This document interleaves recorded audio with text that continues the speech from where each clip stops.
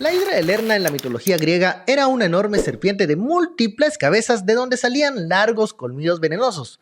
Pero lo que realmente hacía monstruosa a esa bestia era su capacidad de regeneración. O sea, si alguien le cortaba una cabeza, hacía brotar muchas otras en lugar de aquella, volviéndola casi invencible. Y bueno, hay una hidra que se aferra a la cosa pública, imbatible a cualquier intento por cercenar su influencia desastrosa en el Estado, y es la maldita corrupción.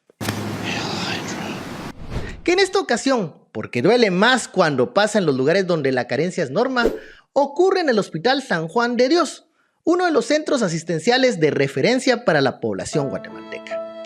Allí, los desgraciados que hacen negocio de todo, incluso de la vida de los guatemaltecos, se quitaron la poquita vergüenza que pudieron tener algún día y se robaron 12 millones de quetzales, producto de un fraude en 134 proyectos, entre reparaciones y mantenimiento que nunca existieron. Diríamos que responde a un patrón institucionalizado, particularmente en los años 2022 y 2023.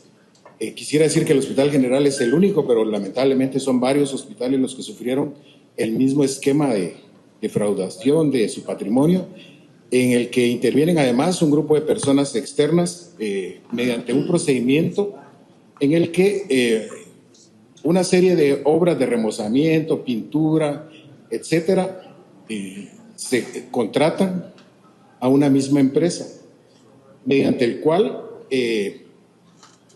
al final de cuentas, solo en San Juan de Dios hay una defraudación que supera los 11 millones de quetzales. Hay lugares en los cuales se creaba una obra ficticia, como bien decía el señor comisionado. Por ejemplo, entre maternidad, lo vamos a ver en una fotografía más adelante, pero entre maternidad y la morgue se contrata por 90,000 quetzales la remodelación de una losa, dice pero esa losa no existe. O sea, en el lugar donde hace falta medicamentos e insumos, estos hijos de su madre creaban falsas necesidades en el hospital para justificar los gastos. Los responsables nunca informaban cómo estaban los espacios antes de las reparaciones y nunca se entregaron trabajos finales. Pero eso sí, cada proyecto se pagó y con eso se robaron millones de quetzales que pudieron invertirse de manera correcta en cosas que el San Juan de Dios pide a gritos y que tiene años de no contar: insumos para operaciones, salas para cirugías o aspirinas, por citar algunos ejemplos. Por este desmadre fueron denunciados 7 empleados del hospital, todos nombrados bajo el gobierno de Alejandro Yamatei. Se les señala de fraude y peculado, porque el modus operandi era manipular las bases de licitación para que los requisitos solo los pudiera llenar 2 empresas. La primera era Properla y la segunda Carreteras y Casas. Ojo, que ambas empresas aparecen también en el caso de defraudación B410. O sea, santitos no eran. Pero lo más preocupante es que este patrón de crear proyectos innecesarios se replicó en los hospitales de Mazatenango, Suchitepeques, Chilmatenango e Izabal.